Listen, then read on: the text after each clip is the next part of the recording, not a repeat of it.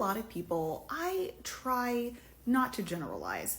I am someone who has to correct a lot of misinformation about myself. I don't want to pass that along to other people. For example, I am someone who, despite what so many people seem to think, I don't know how to do the electric slide, okay? I don't know when I was supposed to learn. I don't know if there was a class I was meant to sign up for, or perhaps I was missing some prereqs and that's why it was never offered to me. The point is I don't know the steps. However, at every wedding I go to, at some points people drag me onto the dance floor expecting very certain results and they are always let down. Here's what I can offer you in terms of dancing: a waltz or the choreography to the titular number from the 2011 Sutton Foster revival of Anything Goes. I will, however, have to sit out the slide. So when my partner started telling me about what the Midwest was like, because I was going to be spending more time there, I thought, we don't need to generalize. I'm sure it's I'm sure what you're saying cannot possibly be true. He was like, people are more contained up in Minnesota than they are in Los Angeles. And I said, but I am a delight. I help people come out of their shells. People don't need to be contained around me. He said, wait till you see Minnesota. Now, my family's from the South, so I'm used to Southern conversation. I moved to LA after school. I'm used to LA conversation. Midwest conversation, it has been different. Southern conversation, people in the South will ask you a lot of questions, mainly to see if you are going to get into heaven. They'll say things like, well, how's your family? How's that job going? Tell me about everything. How's everything going? And you might say, oh, work is a little frustrating. They'll say, well, we'll be praying for you. The questions are just a tee up to get that out. And then if things get better for you, they'll say, well, how's everything going? How was that situation with your job? And you'll say, yeah, actually things are better now. And they'll say, isn't God good? Won't he do it? Can I get an amen? I said, can I get an amen? And you better give them that amen.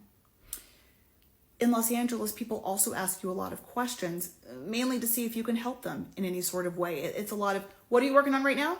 How did you get that gig? Oh, yeah. Oh, so you knew her from before?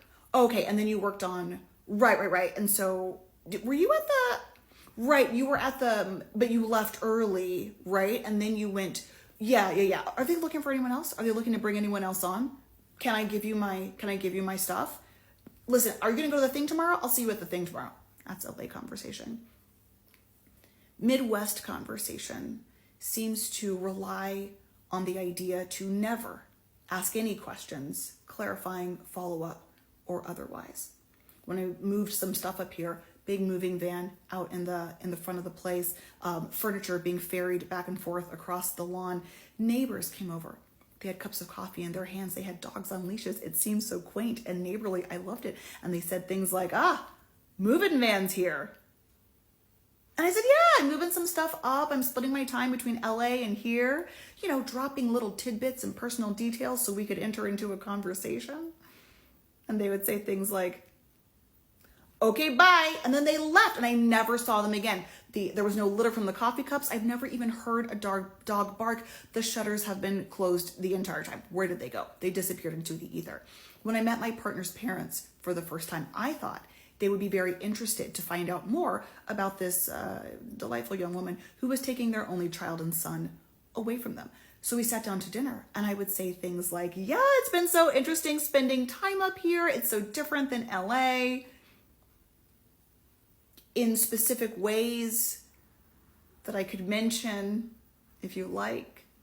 And they would just say things like, oh, sounds like you're on quite the adventure. And then they would just keep eating their walleye.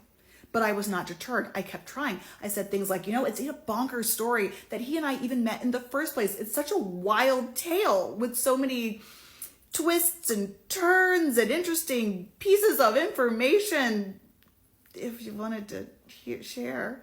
And they'd say things like, well, that's life for you. I had the feeling that if I suddenly stood up and said I had to go to the hospital, they wouldn't say, what's wrong, dear? They'd just say, okay, drive safe, hon.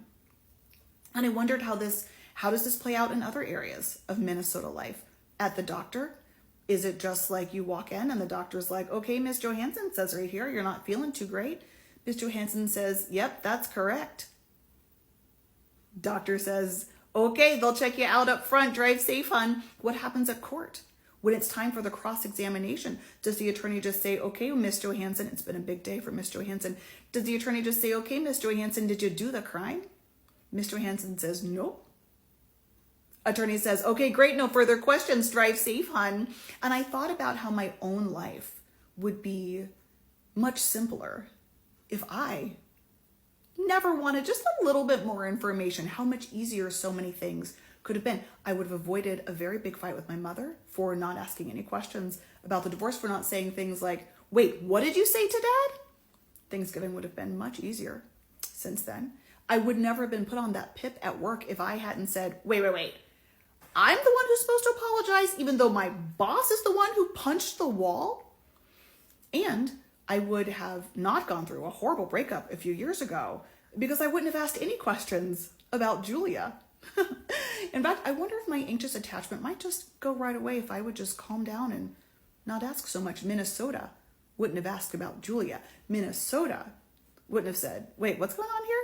Minnesota would have just said, oh, that girl you're spending so much time with after work seems like quite the character. Okay, I'll see you after you drop her off. Drive safe, hun.